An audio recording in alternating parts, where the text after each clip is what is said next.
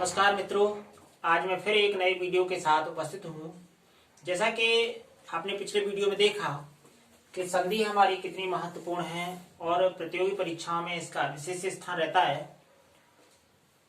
संधि के अंतर्गत हमने देखा कि स्वर संधि, व्यंजन संधि और विसर्ग संधि ये तीन भागों में बटी हुई है। स्वर संधि के अंतर्गत हमने देखा कि स्वर संधि हिंदी में उसके 5 भेद होते हैं, लेकिन अगर प्रश्न ये आता है कि संस्कृत में स्वर संधि के कितने भेद होते हैं, तो स्वर संधि के संस्कृत में 8 भेद होते हैं। 8 भेद कौन कौन से होते हैं आप देख सकते हैं। दीर्घ, गुण, वृद्धि, यण, अयादि। यहां तक हम देखते हैं तो हिंदी में 5 भेद होते हैं और उसके बाद संस्कृत में ये जुड़ जाते हैं कि पूर्व रूप संधि, पर रूप संधि और प्रकृति भाव संधि, ये संधि भी इसमें जुड़ जाती है। अब आज हम आगे देखते हैं। दीर्घ संधि का जो सूत्र हमने आपको स्पष्ट किया था, अकह सवर्णे दीर्घ। इसके बाद हम गुण संधि को देखते हैं आज कि गुण संधि है क्या, जिसका सूत्र होता है आद गुणा। गुण संधि का सूत्र क्या होता है बच्चों? आद गुणा। अब ये आद गुणा क्या है, आद गुणा को स्पष्ट करते हैं तो देखेंगे कि आद धन अची, आद और अची मिलकर के क्या बन जाते हैं? हमारे गुण बन जाते हैं। आद के अंतर्गत क्या क्या आता है सबसे पहले हम ये देखते हैं। तो आद में देखेंगे अ, आ। पहले शब्द के अंत में हमारा क्या होगा? अ और आ, ह्रस्व, हथवा, दीर्घ आ, कोई सा भी आ हमारा हो सकता है।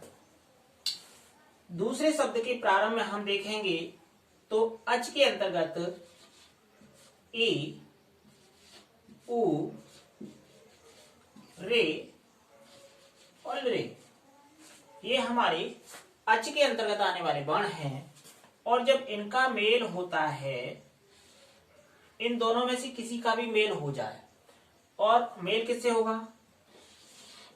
ई से होगा अथवा उ से होगा अथवा रे से होगा या फिर हमारा रे से होगा।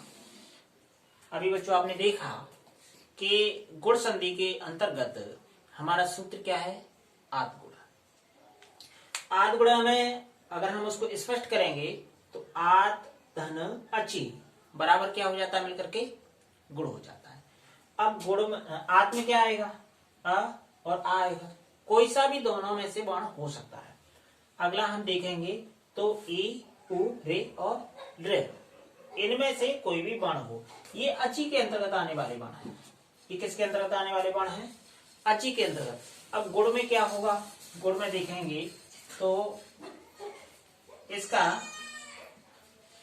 ए, ओ, अर और अल। अब जब आ का मेल ई से हुआ तो ई का क्या बना? ए बना। उ का क्या बनेगा? ओ बनेगा। रे का क्या बनेगा? अर बनेगा। और रे का क्या बनेगा? अल बनेगा। स्पष्ट हो गया होगा? एक बार फिर समझ लीजिए और अच्छे से समझ लीजिए। देखिए आ और आ, इनमें से कोई भी वर्ण हमारा हो जो पहले शब्द के अंत में होगा और दूसरे शब्द के प्रारंभ में ई, उ, रे और रे, इनमें से कोई भी वर्ण होता है तो हमारा क्या हो जाएगा? ई का ए होगा, उ का ओ होगा और रे का अर हो जाएगा और रे का अल हो जाएगा। अब एग्जाम्पल में देख लेते हैं कि इसका कैसे बना। तो अभी हम देखेंगे कि रमा धन ईस, पहले शब्द के अंत में अभी हमने आपको देखा था कि पहले शब्द के अंत में क्या है? आ है। दूसरे शब्द के प्रारंभ में क्या है? ई है। अब इन दोनों को हम प्लस कर देते हैं तो आ का मेल ई से हुआ और ई से होने पर क्या हो जाएगा, ए हो जाएगा। ए किस में बदलेगा, मात्रा के रूप में बदल जाएगा। अब जो रमा था हमारा क्या हो गया, रमे हो गया। रमा का क्या हो गया, रमे हो गया। ई यहां से हट गया और जो पीछे जो शेष बचता है हमारा स बचता है, क्या हो जाएगा, रमेश हो जाएगा। बातें स्पष्ट हो गई, सबकी समझ में आ गया होगा। एक बार फिर समझ लीजिए, पहले शब्द के अंत में हम देखेंगे क्या है, तो स्वर हमारा आ है। दूसरे शब्द के प्रारंभ में देखेंगे तो क्या है, ई है, और दोनों मिलकर के ए बने हैं। ठीक है, स्पष्ट है। चलिए, रमेश कैसे हुआ, अब देखते हैं।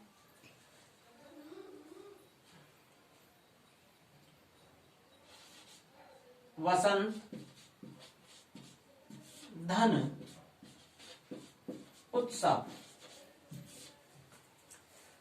पहले शब्द के अंत में देखेंगे हम तो क्या निकलता है, पहले शब्द के अंत में निकलेगा अ।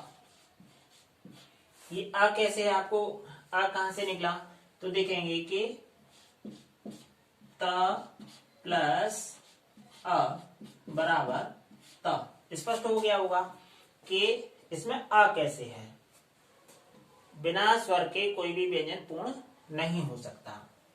दूसरे शब्द के प्रारंभ में देखेंगे हमारा क्या है, उ है। अब आ का मेल उ से हुआ और उ का क्या बना, ओ बन गया। क्या बना, ओ बन गया। तो ओ किस में रहेगा, फिर ओ हमारा मात्रा के रूप में रहेगा और इसकी मात्रा हम त पर लगा देंगे। तो जो वसंत था हमारा क्या हो जाएगा, वसंतो हो जाएगा। वसंत हमारा क्या बन गया, वसंतो बन गया। उ यहां से हट गया और जो शेष बचा है हमारा उसे हम लिख देंगे। अब क्या बना हमारा, वसंतोत्सव। स्पष्ट हो गया होगा। अब आगे बात करते हैं कि अर कहां पर है, तो देखिए महा, धन, ऋषि। अब पहले शब्द के अंत में देखिए क्या है, चलिए बताइए, आप ही बताइए कि इसमें पहले शब्द के अंत में क्या है।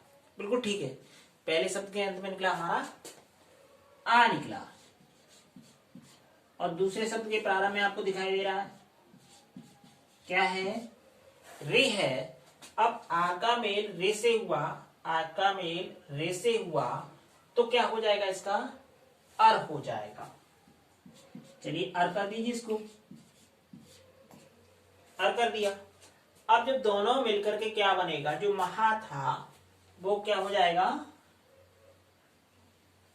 इधर ले लेते नीचे, महर से हो जाएगा। अर इसमें ध्वनि निकल के आ रही है, महर से। जो अर है हमारा वो यही है, महर से। जो महाधर्षि था वो क्या हो गया, हमारा महर्षि हो गया। अब बात करते हैं कि ये अल कहां पर है, तो देखिए तब, धन, लिकार। अब पहले शब्द के अंत में क्या है, अ है और दूसरे शब्द के प्रारंभ में लरे है। जब इन दोनों का मेल होगा, आ का मेल लरे से होगा तो इसका क्या हो जाएगा, अल हो जाएगा। चलिए इसे कर लेते हैं। अल में आधा ला है, बराबर मिलकर के क्या हो जाएगा, तवल कार। क्या हो जाएगा, तवल। अल इसमें आ रहा है, स्पष्ट है कि ये तवलकार हो गया। मैं समझता हूं आपकी जो गुण संधि है वो स्पष्ट हो गई होगी। गुण संधि पहले शब्द के अंत में अ अथवा आ हो, दूसरे शब्द के प्रारंभ में ई, उ, रे और रे हो तो इनका जब मेल होता है तो ई का ए, उ का ओ, रे का अर और ले का अल हो जाता है।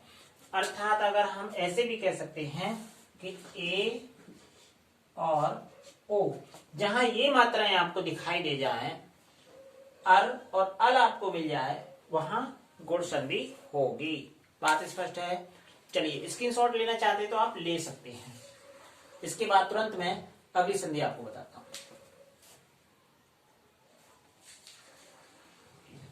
चलिए स्क्रीनशॉट आपने ले लिया होगा। अभी मैं इसको मिटा देता हूं और वृत्त संधि की बात करते हैं।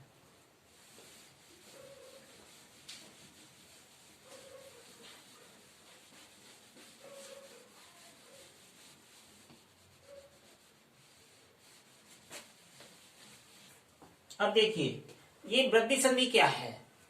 इसका सबसे पहले यही प्रश्न पूछ लेता है कि वृद्धि संधि का सूत्र क्या है। तो सूत्र में देखेंगे वृद्धि रेचे। सूत्र को पहले स्पष्ट कर लेते हैं कि ये सूत्र है क्या। इसमें देखिए आर प्लस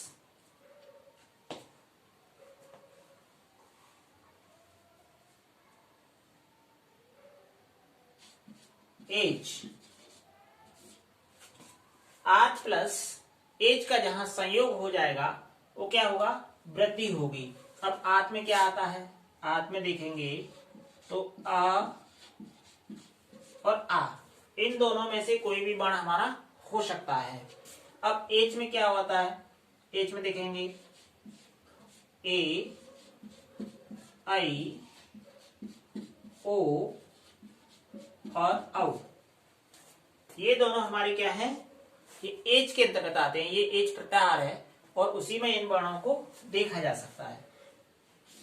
अब इनका कैसे मेल होता है और क्या बन जाता है, तो आ का मेल इन दोनों में से किसी से होने पर अथवा ओ में से किसी वर्ण से होने पर ए और आई का क्या हो जाएगा, वृद्धि हो जाएगी। और ये बड़ी ए के रूप में, जो बड़ी ए, छोटी ए बड़ी ए जिस तरह बोला जाता है, बड़ी ए के रूप में दो मात्रा में बदल जाएगी।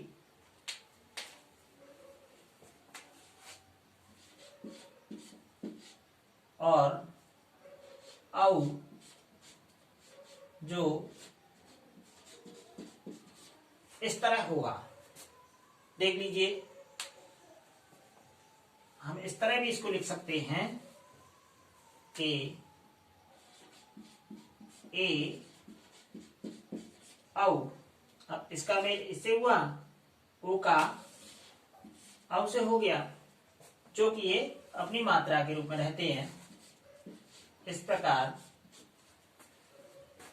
उदाहरण के लिए देख लेते हैं कि इसमें क्या है।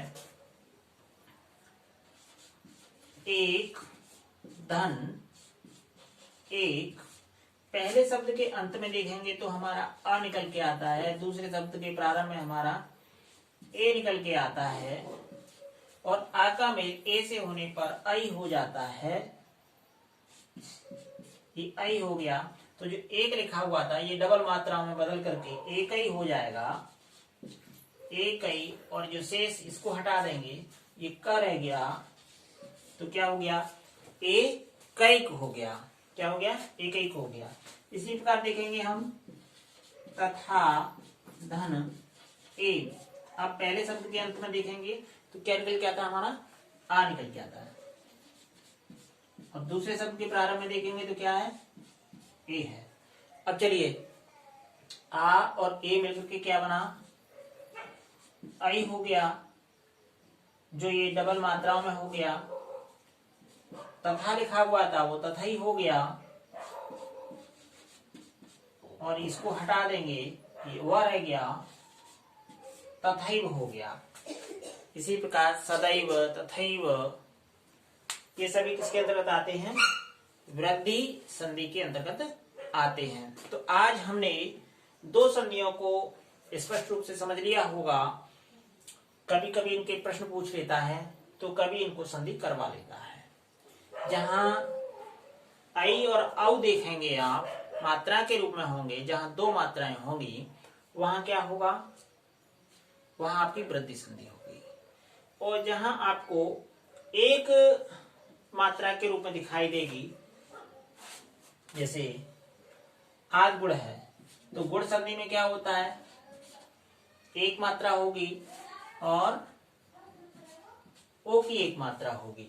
वृद्धि संधि में क्या है, इसकी दो मात्राएं होंगी। अब देख लीजिए कि ये इसका गुण है और यहाँ ये वृद्धि है। ये क्या है, ये वृद्धि की पहचान है और ये गुण की पहचान है। आप स्पष्ट रूप से समझ सकते हैं।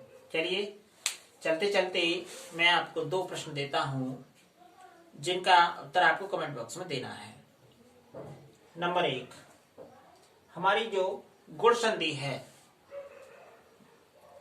सुरेश में हम कैसे संधि विच्छेद करेंगे, और वृद्धि संधि सदैव को हम कैसे विच्छेद करेंगे, ये आप कमेंट बॉक्स में उत्तर दे सकते हैं। अगला वीडियो हम शीघ्र ही इन संधियों को लेकर के आएंगे जो शेष हमारी संधि बची हैं। तब तक के लिए नमस्कार।